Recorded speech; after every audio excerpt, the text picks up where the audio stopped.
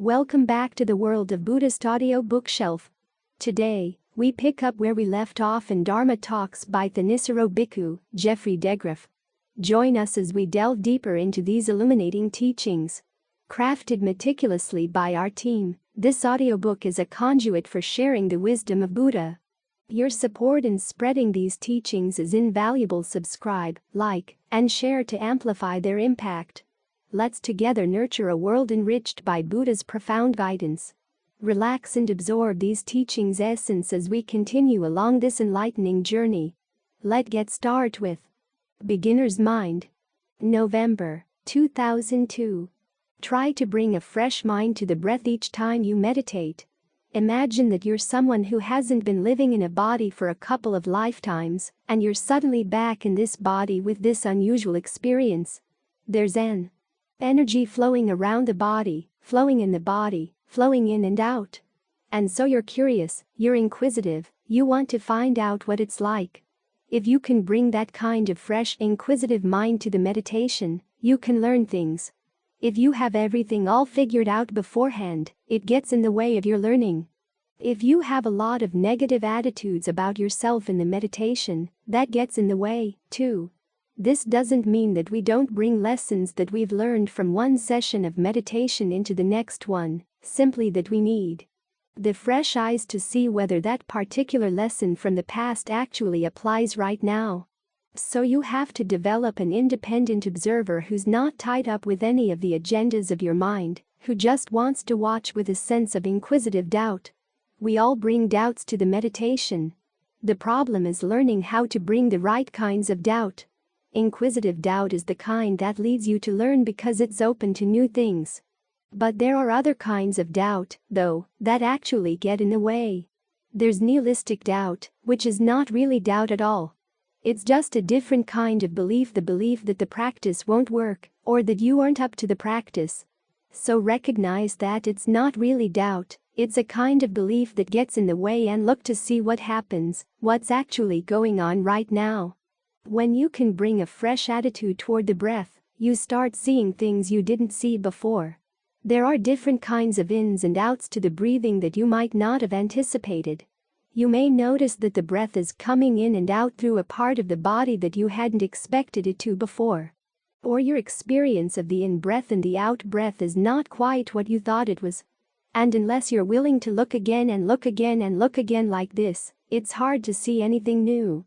So from that point of view, you need the attitude that you're coming new to the breath, coming new to the meditation, each and every time, so that you're not weighted down by the past. When you're new to observing the present, you're also new to observing the lessons you did learn from the past. It's not that you totally forget everything.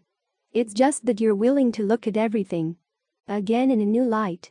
When the breath is this particular way, does it remind you of any time you've dealt with the breath in the past?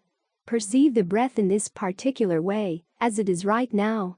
You have to look with new eyes and then leave your mind open to see what comes in, what it reminds you of in terms of other lessons you learned from the past, to see if they would work with this particular kind of breathing.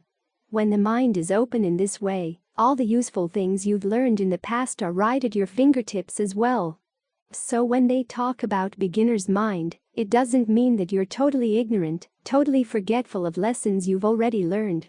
It's just that you look at things in a fresh light, both what you experience right now and what you remember from the past.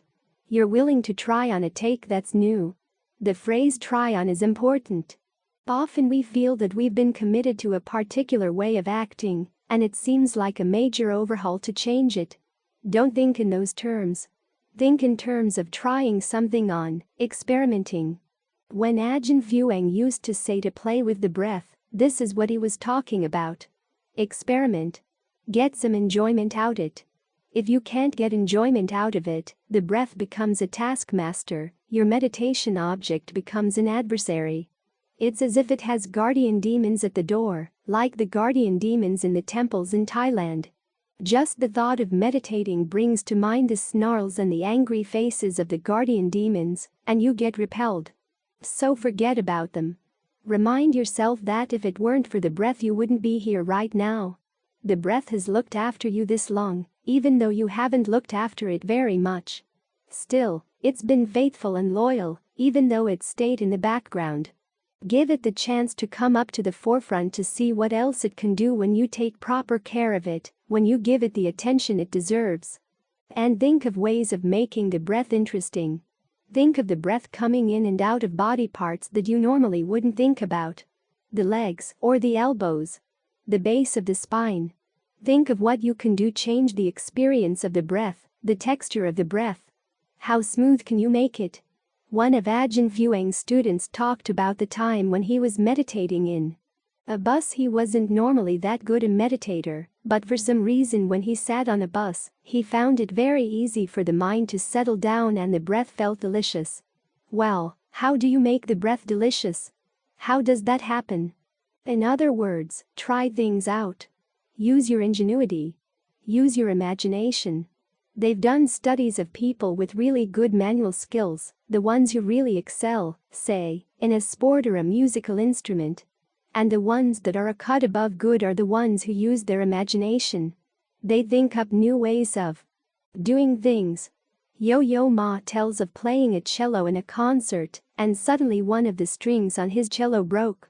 Instead of stopping the concert, he decided to see if he could continue playing the cello with the missing string. Later he said that it was by far one of the most enjoyable concerts he had ever played. He was willing to experiment, use his imagination and see what came. That's how you learn how to get enjoyment out of your meditation. Use your imagination in finding things that will arrest and intrigue the mind. There's an awful lot going on in the body. Think of all the parts you have in your body. Think about how the breath interacts with them. Ajahn Fuang once talked about feeling the breath in your bones. There's the breath in your blood vessels. See if you can locate those sensations. Once you've located them and can stay with them for a while, what can you do with them next? What can you do with them to make them more pleasant, more interesting, more arresting? This way the meditation always stays new. If it were a simple cut and dried technique, that would be the kind of insight it would produce, cut and dried. But because it's a live process, you're exploring the mind, gaining greater and greater sensitivity to what's going on. And then, as in any exploration, you can't simply just follow the rules. You've got to learn how to make variations on them, try things out, adjust this a little bit, adjust that a little bit. That way you learn about cause and effect. If you don't experiment, if you don't take an active attitude in being curious, being inquisitive, how are you ever going to learn? How's the meditation going to teach you anything new? It simply becomes a mechanical process, and the question is, are you willing to put your mind through the ringer like that, through an assembly line that somebody else has set up? That's a scary prospect. But if you think of it instead as being a prospect of exploring what's going on inside, gaining a sense of cause and effect inside your mind, you can sort out the causes that are really useful and the ones that aren't. That's when the meditation really leads to insight, because after all, the insight here is to see what we haven't seen before, to realize what we haven't realized before, so that what we come to see and realize will lead us to attain what we've never attained before. The meditation is supposed to take you to a new place, and that can't happen unless you experiment and explore, unless you keep looking at things anew. Exploring. October 24, 2003. As you meditate, one way of sensitizing yourself to the breath is to pretend that you've never experienced having a body before. What would it be like to suddenly find that you've got this body sitting here right now? What would the sensation seem like? Where would you notice movement in the body? Where would you notice warmth, coolness, heaviness, solidity? These are the basic properties we're dealing with as we sit here with the body, getting to know it from the inside. We've lived in the body for a long time, and we've experienced it through the filter of our preconceived notions of what's going on here. A useful exercise to get past those notions is to pretend that you don't know anything about the body at all. If you were suddenly lifted down from some other, non-physical plane and found yourself in this body, what would it feel like? One thing you'd notice would be the strange flipping back and forth between mental events and physical events. They seem to share the same space right here. It's almost like you're flipping back and forth. Sometimes you're with the body, sometimes in a mental world. And they're both right here. But what you should try to do right now is to keep that reference with the physical world, the physicality of having a body. When we focus on the breath, we focus on the sense of movement in the body, the energy flow. When you breathe in, where does that energy flow seem to start? How do you know when to stop breathing in? When to start breathing out? Explore these things. The more you explore them, the more you get sensitive to what's going on here. Instead of sloughing over things and saying of course, of course, of course. I know this, ask yourself, well, do you really know it? A lot of the great discoveries in the history of science happen when people look again in places where everybody thought they knew everything already, and realizing that they didn't. Think of Isaac Newton. Everybody knew it was the nature of objects to fall. Certain objects fell, other objects didn't fall. The moon didn't fall, for instance, which meant they thought that the moon was made of something different from, say, apples or rocks. But he asked a question that everybody thought was a stupid question. Why do things fall? How does falling relate to other types of motion? What does it mean that it's something's nature to fall? And because he was willing to ask these stupid questions, he discovered gravity and the laws of motion. So when you sit here to meditate, be willing to ask some stupid questions. What is this energy flow? Where is it coming from? How does it start? Where does it end? How many layers of energy movement do you have in the body? What is your primary sense of the body?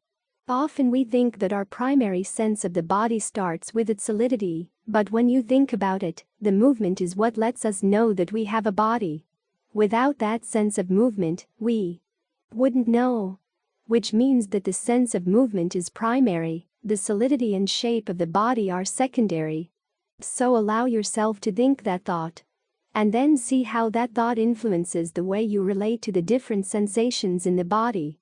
Allow yourself to think the thought that everything you experience is primarily breath energy, and the nature of energy is to flow unobstructed.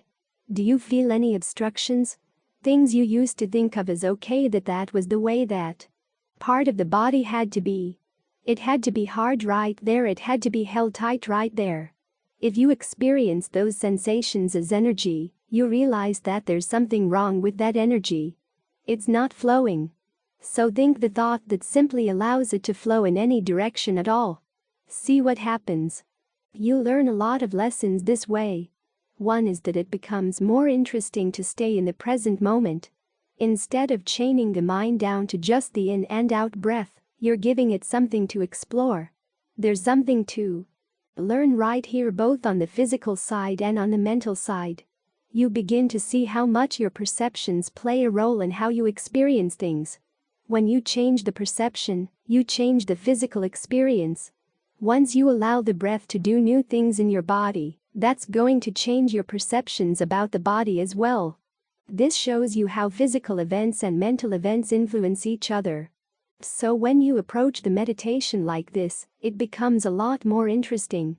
You begin to see how concentration and discernment come together in the meditation.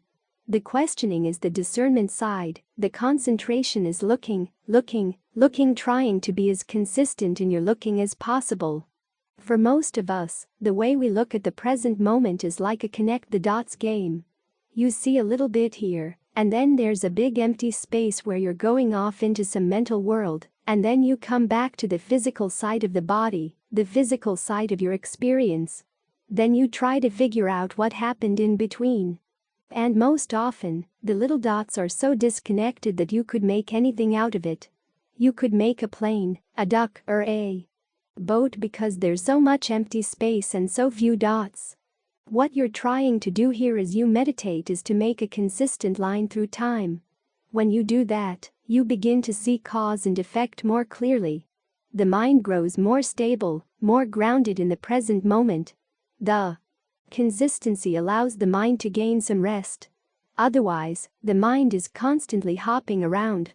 Even when it lands on something, it's always tensing up, getting ready to hop again, not knowing how long it's going to be able to stay there. But when you give it a place to stay for good, long, consistent periods of time, It can begin to relax, can begin to unwind, loosen up, soften up. And that allows you to see a lot more clearly what's going on, all the little bits and pieces that work together to create this sensation of the body in the present moment. Instead of just being one big lump, the body is a cluster of lots of sensations. And they can do all kinds of different things depending on how you perceive them. When you take this attitude toward the meditation, the concentration and the insight go together. And the faculty of desire in the meditation, the desire to do the meditation, is given free rein as well. Often we think we should have no desire at all in our meditation, but that's being like a dead person. When you're doing something, you have to want results, otherwise, you wouldn't do it. Desire is considered one of the iddhipata, the bases of success. By giving yourself something to explore and exploring in a way that gives you a greater sense of comfort, physical comfort, mental ease that makes the meditation more attractive, you want to do it again. It becomes desirable, absorbing. So remind yourself as you're meditating that you're not here simply tying the mind down to an object, you're not trying to program it, you're not trying to clone what might be an enlightened state. You're exploring what's going on. The Buddha gives you the tools for exploration in terms of mindfulness, discernment, concentration. As you ask a few questions, keep them few, don't get involved in too many questions, but just explore what's going on and see what ways you can conceive of the breath energy that make it more comfortable, a more attractive place to stay. And that way, your ingenuity becomes a part of the practice. Use your imagination. You can make your imagination part of the path as well. This is another one of those factors we're told to avoid at all costs, but that doesn't work. When things aren't going well, you have to imagine other ways that they might be able to go. When the admissions people in some of the more advanced universities throughout the country interview candidates who want to be brain surgeons, they have to assume that everyone who walks in the door is smart. No dumb people are going to apply to be brain surgeons. But not everybody who's smart is going to be a good surgeon. So the admissions people need the right questions to ferret out the qualities that make a smart person a good surgeon. And they've found that one of the best questions is, "Can you tell us about a mistake you made recently?" And the best follow-up question is, "If you had a second chance to do it all over again, how you correct your mistake?" The candidates who answer that they can't think of any mistakes are the ones who are thrown out immediately.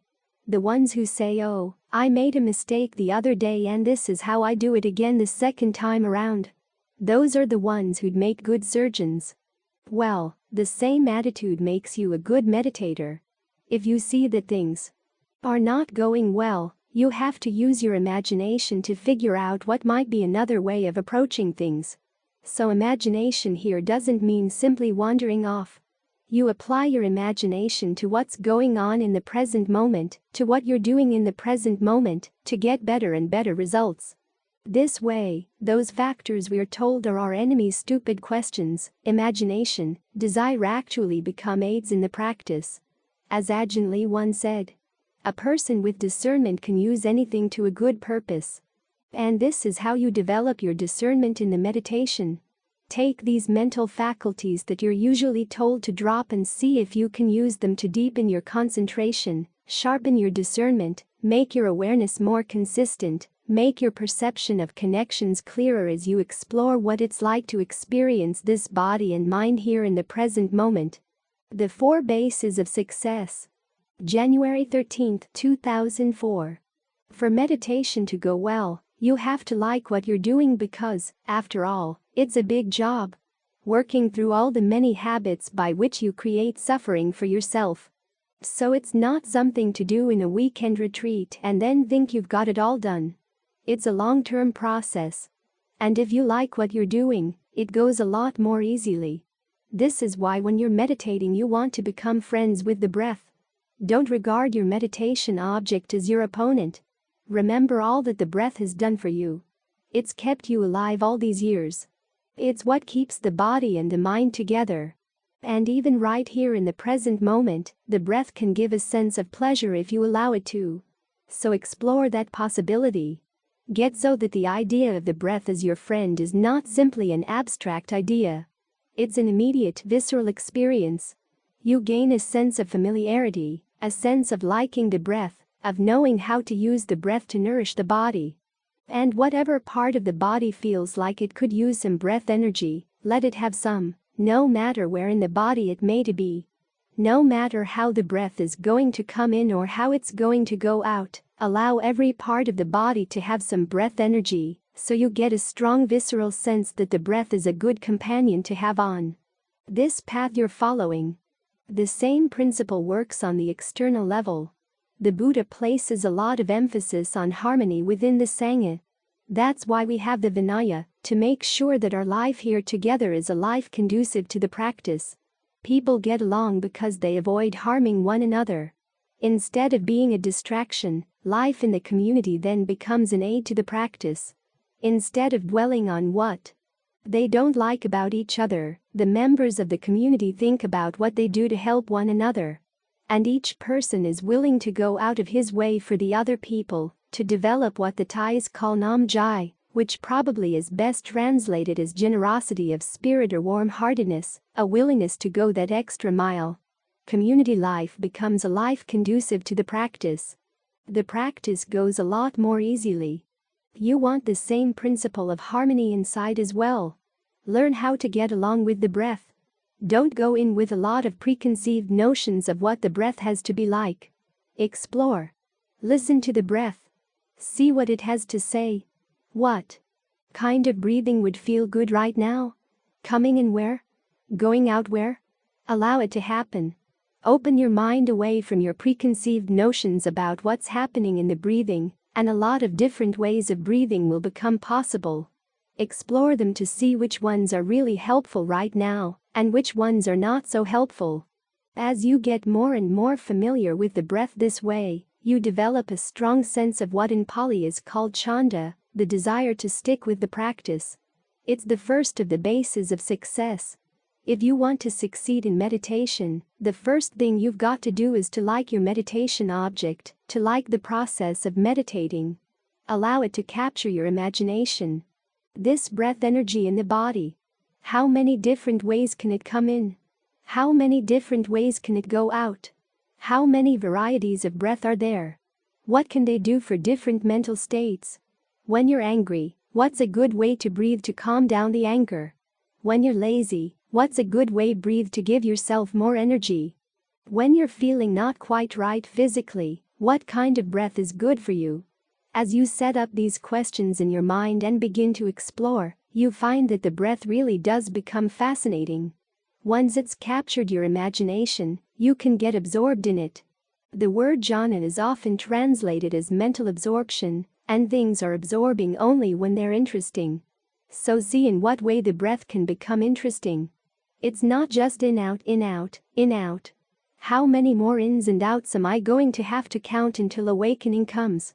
We're not doing this as a ritual, simply going through the motions and hoping that the motions will get us to where we want to go. After all, they call meditation practice, and as with any kind of practice, whether it's a musical instrument or a sport, it's how much attention you pay, how much you really look at what you're doing, how you find ways of doing it more efficiently, with less and less wasted effort, and a greater sense of well-being to show for it. That's what's going to improve it. And it all has to start with liking the breath. The second of the 4 bases of success is viriya, persistence. You really stick with it. You do it again, then you do it again, and then you do it again. You keep at it. Be a breathaholic. They say that when alcoholics walk into somebody's house, they'll very quickly pick up on where the alcohol is stored. That's where their antennae are directed. They may be missing a lot of other things going on in that particular house, but they're very quick to pick up on where the alcohol is kept. Well, you want to be a breathaholic. Have your antennae set for. How can you stay with the breath in this situation? How can you stay with the breath in that situation? You're talking with somebody you don't like, how do you stay with the breath? You're talking with someone you do like, how do you stay with the breath? You're working at a task, how do you stay with the breath? Where is the breath? How is it going? Have your antennae focused on that, and keep it focused there in any and all situations. They've done studies of athletes who are talented and very good versus those who are talented and exceptionally good, and basically, in terms of the raw physical strengths with which they're working, there's not that much difference. The difference between being good and being exceptional lies a lot in how much time they devote to their practice. And it's the same with the breath. You might be a good meditator. You've got the talent. It comes easily. But if you don't give it that much time, you won't take it as far as it can go, because a lot of the meditation lies in your willingness to give of your energy, give of you time. Don't be stingy with your meditation. This is one of the reasons why generosity is emphasized as an important virtue leading up to meditation.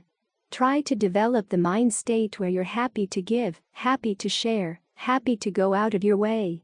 What this means is that you're willing to put forth an effort even though the results may not be immediate.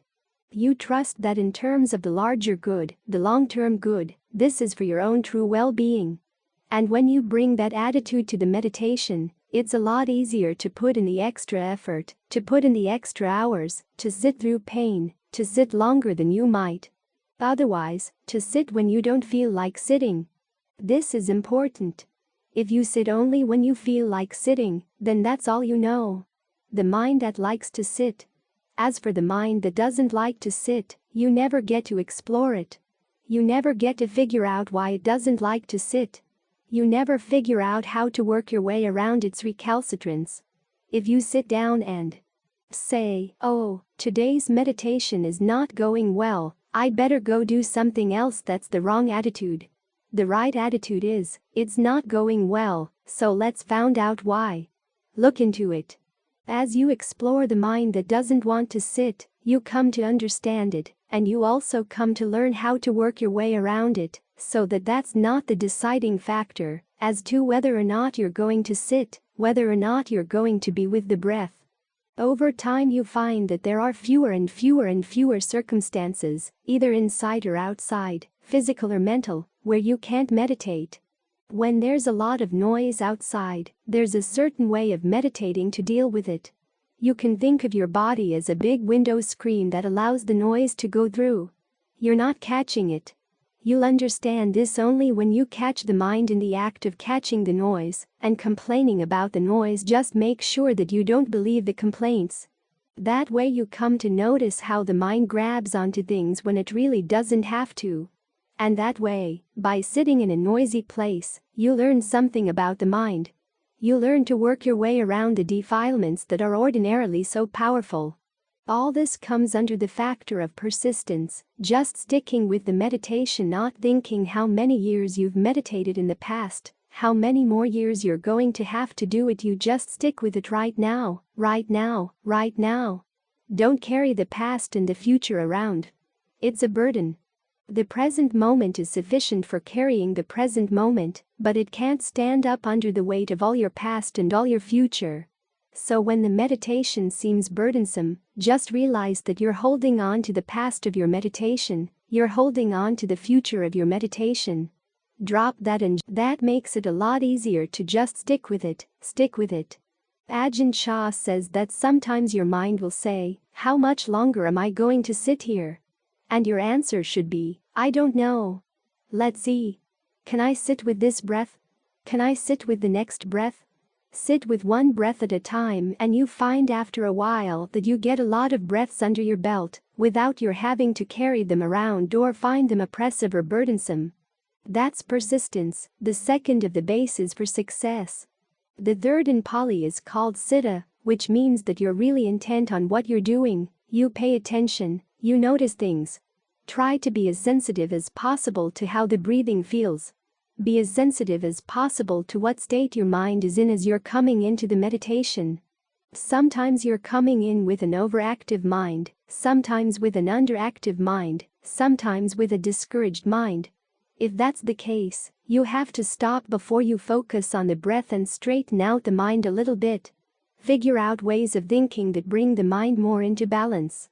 Or if it's simply a question of too much or too little energy, then figure out what kind of breathing would be good for a mind with too much energy, What breathing is good for a mind with too little energy? Focus on that. Try to be sensitive to what you're doing and the results that you're getting. Understand that you're not here waiting for the future or anticipating things in the future to come, but paying very careful attention to what you're doing right now. If you lose that focus, then you've lost the focus of the meditation. If you're sitting and anticipating, remember that right anticipation is not one of the factors of the path. It's certainly not one of the factors of concentration. Just focus on what you've already got. And the next question is, what would be a more pleasant breath? Be sensitive. The more sensitive you are to how your breathing feels throughout the body, the more you'll know intuitively what kind of breathing will feel good. So again, we're not just going through the motions. We're trying to watch each time we breathe to see if we can catch something in the breathing that we didn't notice before, particularly in the direction of figuring out what kind of breathing would feel better right now, better being defined by what the body needs, what the mind needs at that particular moment. This requires that you be very attentive to what you're doing. If you simply follow the steps that you've read in a book without applying this quality of attentiveness, you never develop your own discernment. Simply going through the motions doesn't do it. You have to watch. You have to make the practice your practice through your quality of attention, intentness. You're not here to learn about Buddhism, you're here to learn about your own mind. Buddhism gives you the tools. It points you to places where you might see something interesting, but it's up to you to see. The fourth quality in Pali is vimansa, and it's translated in lots of different ways. Basically, it comes down to the mind's analytical abilities. We're often taught, get away from the discriminating mind. Allow everything to be one, but I haven't seen that in the Buddha's teaching. The oneness lies in being focused with a sense of oneness with the object. But you have to be discriminating in how you're doing it, so if things are not going well, you've got to figure out what might be better. And that involves using your imagination as well, not in the sense of sitting here and daydreaming, but in the sense of exploring the possibilities for what you can do right now, thinking about what other kinds of breathing are possible, what other kinds of ways of focusing are possible. If the mind is in no mood to stay with the breath, what other topics can you think about? When you come up with a tactic, try it, put it to work, and then be very judicious in how you look at the results. If your tactic seems to be working, continue with it. If you begin to notice that it's not really working, be willing to drop it. Think about the Buddha when he had gone through all those years of austerities. He had tried all the austerities he'd ever heard of or could imagine, but none of them had worked. He'd lived the life of a prince in a palace with all kinds of pleasures, but that hadn't worked in yielding the deathless. You can imagine how totally lost he must have felt at that point. But then he was able to stop and think, well, what other alternatives are there? He thought of the time when as a child he'd sat under a tree, and his mind had settled into concentration with a sense of ease and well-being. That required an active imagination, not only in memory, but also in coming up with that particular memory, and deciding that he wanted to try that approach, next realizing that it was the middle way between two extremes. He'd been thinking only in extremes. And all too often, when we're faced with issues coming up in the meditation, we tend to think in terms of one extreme or the other. We can only see a few alternatives, and when we've exhausted those alternatives we feel pretty lost. That's when you have to realize that there must be other alternatives. You may be framing the issue the wrong way. Step back a bit and think about what other alternatives there might be. All of this comes under vimansa. Your ability to analyze, your ability to play with what you're doing, to come up with other possibilities, to try them out. And it's these qualities all together, liking the meditation, the desire to do it, the persistence, sticking with it no matter how much you do or don't want to, but knowing that deep down inside that this is what you want to do, being attentive, and using your powers of analysis. These are the things that bring success in meditation. Some people shrink from using the word success in connection with meditation, for if there's success, there's also failure. They don't want failure to be possible, so they define it out of existence. But there are ways of getting better results in the meditation, And there are ways of missing out on the results that you could get. So think of it more in the terms of getting the most out of the meditation, exploring it to see how far it can go, using these qualities, because these are the qualities that are required. When you stop and think about it, these qualities underlie any kind of success in any activity. You have to like to do it. You have to be persistent. You have to be attentive, to use your powers of analysis. These apply to any and all jobs. And if you're the sort of person who takes pride in doing a job well, you've already developed a lot of the psychological attitudes you need for the meditation to work well. Meditation gives only results. Meditation that's done with a sense of properly focused desire, focused on the causes of what you want, persistence, intentness, sensitivity, using your powers of analysis and imagination, properly focused. That kind of meditation opens up all kinds of possibilities, brings all kinds of results that you wouldn't have gotten otherwise.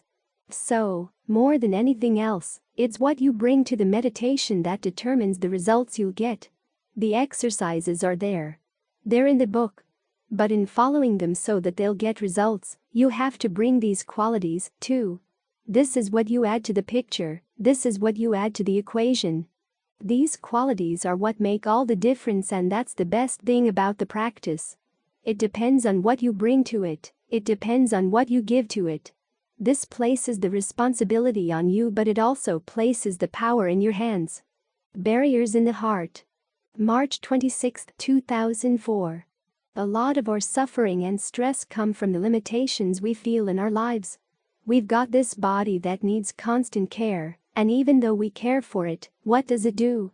It starts getting old, it gets ill, it finally dies, no matter how well we care for it.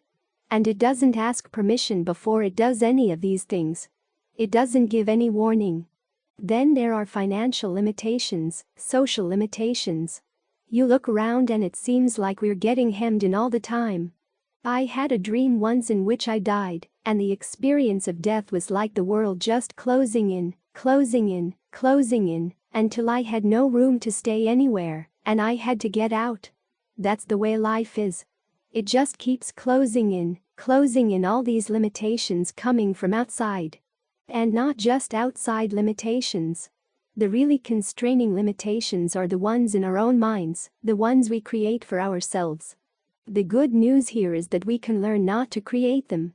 We can learn to take down these barriers.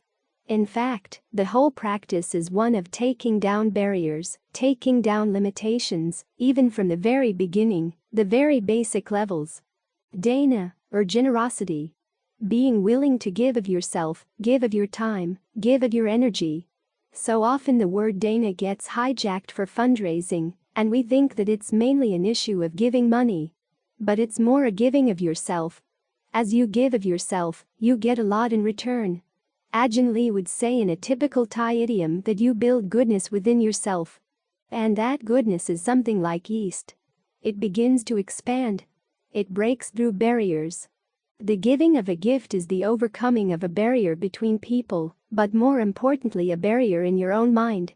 Your selfishness, your tendency to say, I can only give this much, and the rest I want to hold back. The Thais have a phrase for the quality that comes from generosity. It can literally be translated as heart water or heart juice. Nam Jai.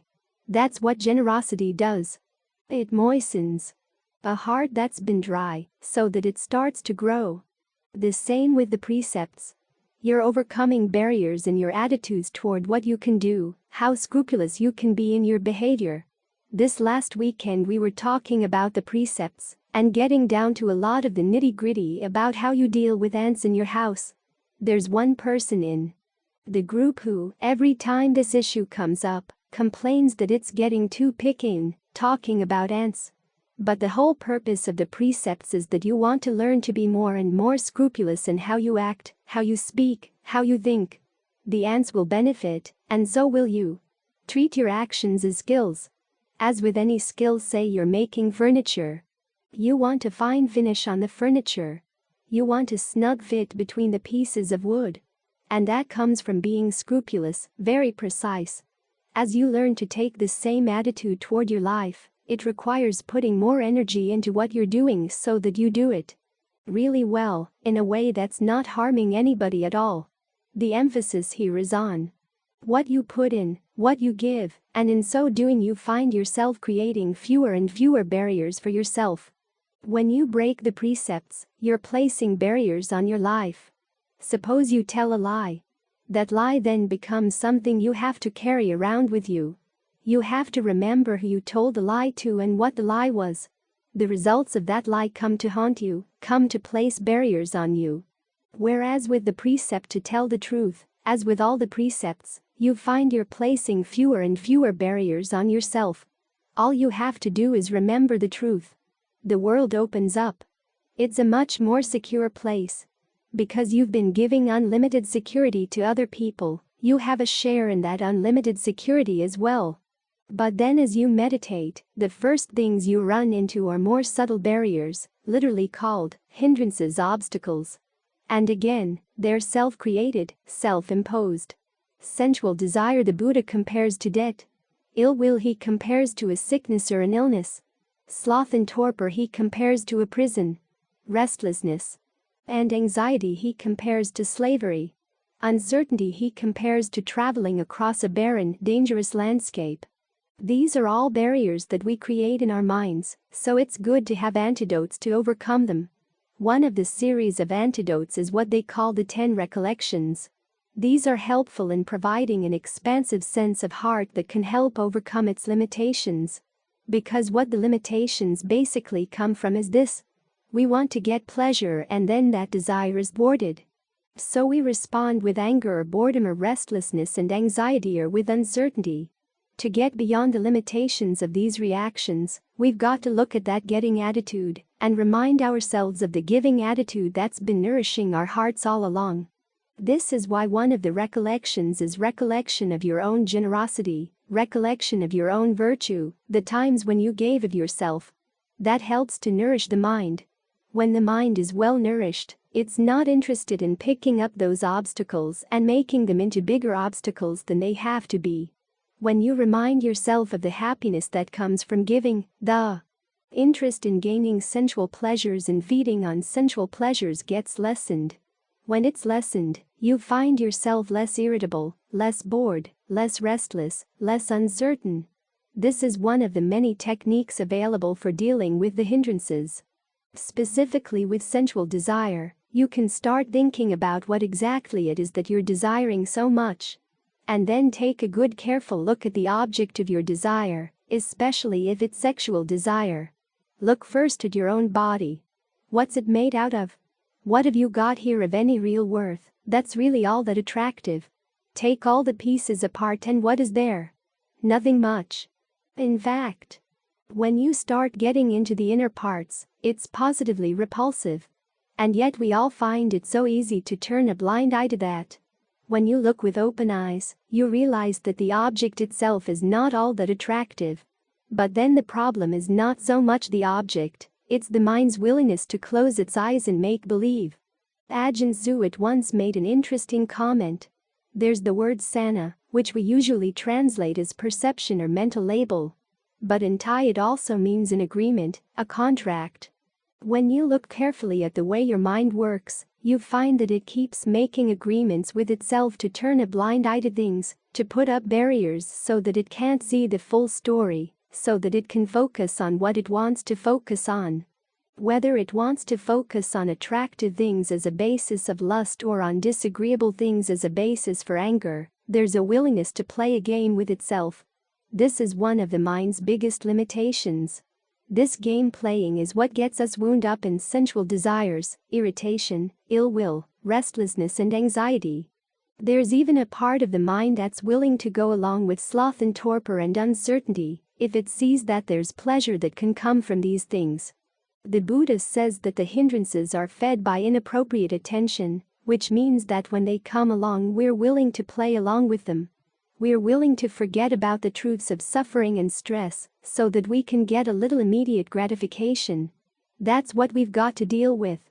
Look at the state of mind that wants to get involved in sensual desire, that wants to feed on anger, find satisfaction in anger and ill will, that's happy to see sloth and torpor. Come along. Oh, here we are.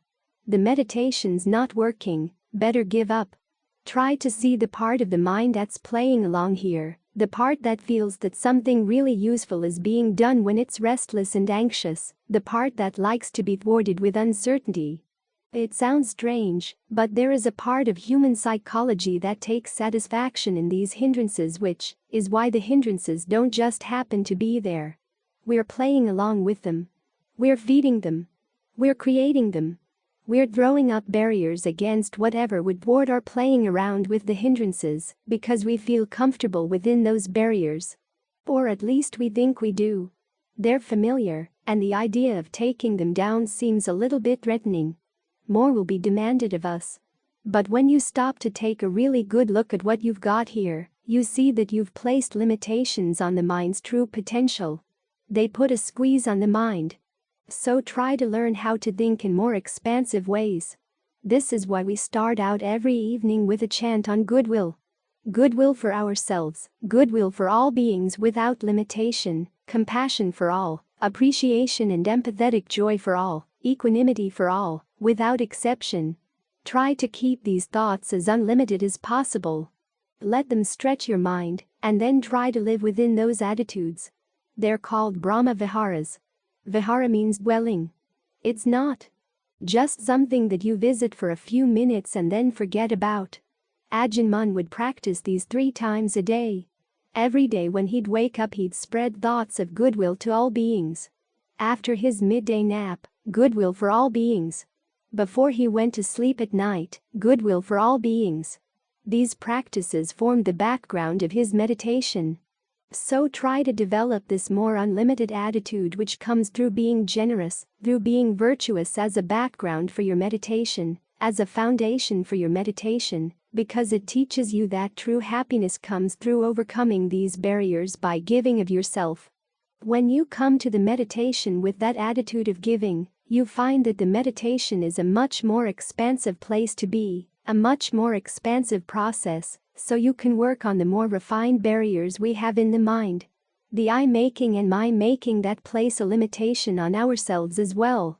All the various forms of clinging, everything that we cling to, becomes a barrier, becomes a limitation. As the Buddha said, we define ourselves by what we cling to.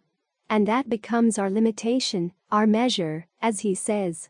It's in learning how to let go of those very subtle levels of clinging that the limitations are dropped, and then nobody can define us at all. We can't define ourselves. Nobody else can define us. As the texts say, you can't even be traced. The path you follow can't be traced either. Nobody can track you down. Total freedom.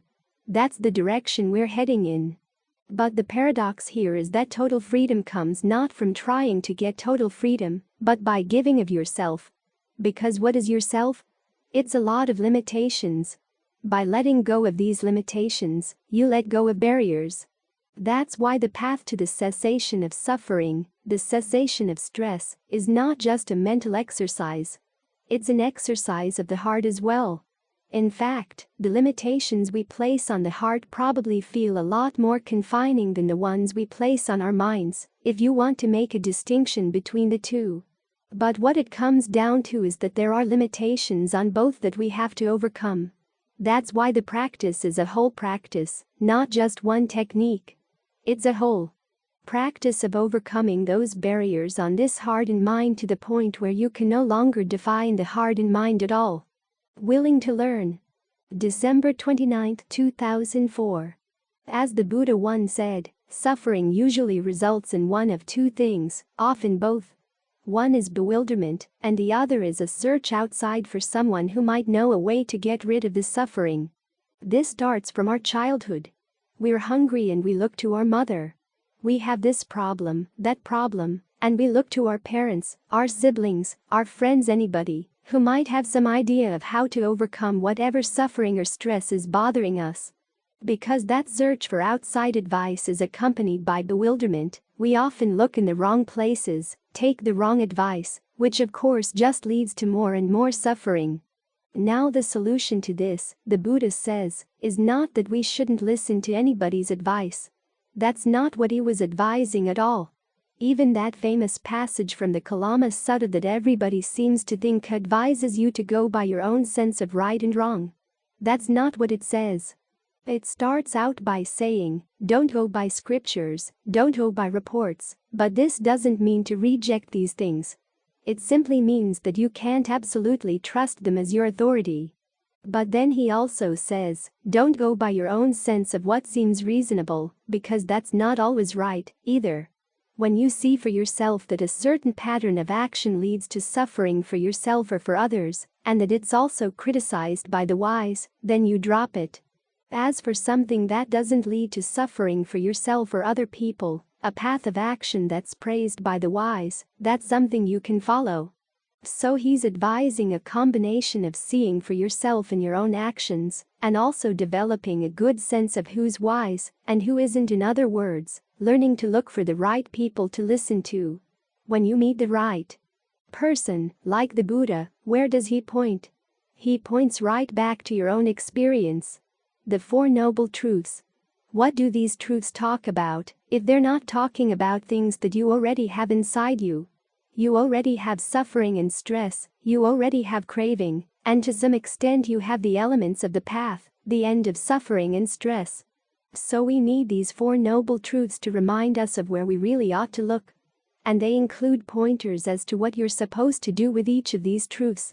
Suffering is something you should try to comprehend, which is not our immediate reaction to it. Our immediate reaction is to push it away, or to try to run away from it in the midst of all of our bewilderment and search. But the Buddha says, try to comprehend it, which means that you have to sit down and look at it. Now, to look at it requires some strength of mind, and strength of mind needs help. That's what the path is all about. It develops the factors in the mind that can help put you in a position where you can really comprehend the suffering and stress. Factors like mindfulness, alertness, skillful intentions, skillful understanding. We all already have these qualities to some extent, simply that they're not developed. We have to work on them. And that's the important issue. Who does the work? We have to do our own work. That right there is a lesson that many of us don't like to hear. We like the idea that we can be the authorities on what is ultimately right and wrong, what ultimately works and doesn't work, but we don't like to be told that we have to work more, or that we have to be the ones who are responsible for the results of the work. We're always looking for somebody outside to be responsible. Something is wrong with the teacher. I've got to find another teacher. Can't practice in America, got to go someplace else. Don't like this, don't like that. These likes and dislikes get in our way. We use them to justify not really looking at ourselves or seeing where we're still lacking. Sometimes the ideas we hold to most strongly are the ones where we're most stupid. That's a word Ajahn Suwat used to use a lot. His translation for avidya, which ordinarily is translated as ignorance, was stupidity. We hold on to ideas even though they have proven themselves again and again and again that they don't work. It's like that famous story about Nasruddin eating a whole bushel full of peppers and crying. Someone asked him, "Why do you keep eating peppers when they make you cry?" And he responded, "Because I'm looking for the sweet one." For a lot of us, that's our attitude to life. We keep trying the same old things over and over again, even though they've never worked. We keep looking for the sweet pepper, even though we've never found one. We keep looking outside for help, and the Buddha offers help, but his way of helping is to tell you to turn around and do the work yourself. We're not sitting here waiting for some vision to come, or some bodhisattva to come down to tell us what to do. We have to figure out what to do on our own. Again, the Buddha gives help, he gives pointers, but figuring out exactly when to use which Dhamma teaching, that's something we have to learn how to observe for ourselves. So the principles are all laid out. If you see in yourself any habits that are causing stress and suffering, you work to let go of them. Or any mental states that you know will cause stress and suffering if they arise, you work not to give rise to them. You try to prevent them from happening. As for skillful states that lead to clarity of knowledge, if they're not there in your mind or if they're weak, you try to give rise to them. If they're there already, you try to strengthen them. Try to develop a sense of desire, persistence, intentness in doing this. People outside can give pep talks, they can give pointers, but you are the one who actually has to do the work. So you have to be observant. This is one of the most important principles in the Buddha's teaching. That you have to be willing to learn, that you have to learn how to learn. Most of us are pretty poor at that. In school, we were handed all sorts of information. If we didn't understand it, it was the teacher's fault. That seems to be the attitude of a lot of people. But as a meditator, you have to develop the willingness and the desire to learn new things. Try things out, look at what works, look at what doesn't work. When things don't work, don't let yourself get depressed or down. When things work well, don't let yourself get too careless. You've got to develop an even mind about these things as you experiment. Otherwise, you want your meditation to gratify your sense of ego, and then when it doesn't, you don't like it. In either case, the gratification of the ego becomes the important issue, and not the actual learning of something new. How does this breath meditation work? How can you get yourself to sit for longer periods of time? How can you deal with this particular defilement in the mind? These are some of the things you want to learn. If one approach doesn't work, you don't let yourself get discouraged. You try another one. Learn how to develop your ingenuity in coming up with new approaches. Again, the teachings of the Buddha, the teachings of the forest masters, give all kinds of advice. But they keep reminding you that you're going to have to work out the details yourself. There's no magic bullet that's going to solve all of your problems. Sometimes a particular approach works in getting the mind to settle down, and the next day it doesn't. This shows that the mind is in a different state, requires a different approach. The same with trying to develop insight. Today one approach will work in developing insight into a particular kind of suffering, and then tomorrow it won't work at all, which shows that the suffering is a little bit different this time. After all, dependent co-arising has all kinds of pathways through which suffering can arise. So there's no way that one technique is going to cover them all. But that's not really a problem. What makes it a problem is our desire to have one approach that's going to cure everything, that's going to solve all of our problems forever, and we won't have to think again. That's not the attitude of a meditator. A meditator develops whatever qualities are needed to lead to new learning. Once you have those qualities, you're happy to use them. It's like developing any skill. The more you master the skill, the more you enjoy putting it to use in all kinds of new areas, playing with it, experimenting with it, seeing what has to be adjusted and what doesn't. Even arahants, after they've taken care of the problem of suffering, are still willing to learn about other things in the course of teaching other people how to find the way. Even though the issue of their suffering is solved, and they're not creating any more suffering, they see that other people are still suffering, and so they try to figure out ways to help them. That's their attitude. So try to work on the qualities that give rise to new knowledge. Learn how to be more and more self-reliant in this way. When you can do that, then there's no longer the issue of whether you're in the right place to meditate or not, or whether you're with the right teacher or in the right situation. You simply realize that those elements were not the problem at all. The problem was an inner lack of willingness to really sit down and watch and learn, to chip away at your own stupidity, to chip away at the things that you sometimes believe most strongly, are most strongly attached to. It's got to be this way. That's what the clinging mind says. And sometimes that's precisely the problem. Your unwillingness to look at other alternatives. That stubbornness is what you've got to unlearn. Even though the Buddha is willing to give as much help as he can, there's only so much help that even a Buddha can give. We look outside for advice on how to put an end to suffering, hoping to find somebody else to take care of the problem for us, but the Buddha just points you back to yourself again. Still, he gives us the tools, his instructions on the Four Noble Truths. Try to comprehend the suffering, he says. When you see the craving and the ignorance that underlie the suffering, try to let go. Develop the qualities of mind, whatever's needed in terms of concentration or insight, so that you can really look at suffering long and hard. Look at stress long and hard to see what's causing it. Look at each instance. Even if you don't find the one thing that's going to get rid of all suffering, the big block, the huge abstraction of suffering, work on your individual sufferings, your individual instances of stress, the individual desires, the individual cravings, work on them one by one. Don't be so self-important that you can't deal with the details. Realize that these things don't come all at once in all their fullness. There will be an individual desire, an individual instance of stress. Well, you learn from the individual pieces, the individual instances.